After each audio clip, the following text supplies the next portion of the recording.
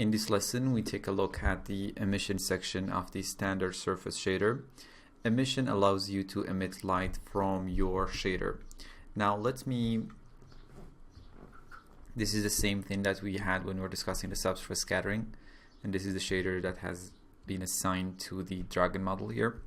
Now let me increase the emission weight to 1, and as you can see, we are emitting light from our shader.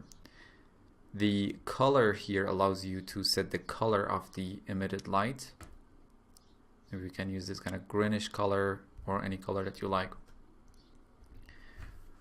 We have weight, which is the amount of the emitted light, and if I zero it out, there would be no emitted light, and if I increase it, obviously we emit more and more light.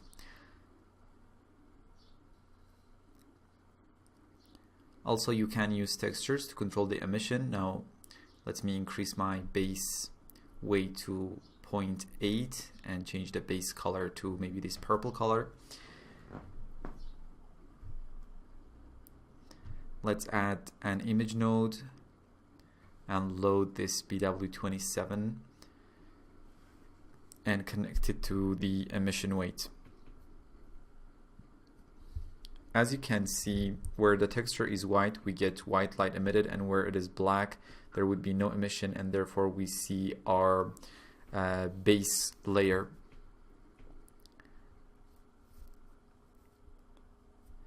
Now actually let me use a triplanar node, which allows you to quickly map a texture without using a UV map by projecting it from all the 6 sides.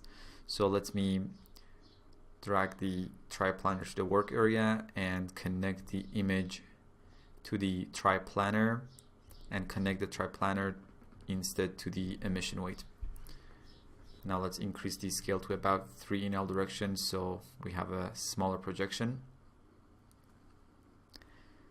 So now the image has been projected from all the sides and we get this nice and seamless projection of our map. We talk about triplanar later on, but as you can see, it can be very useful if you don't have a nice UV on your mesh.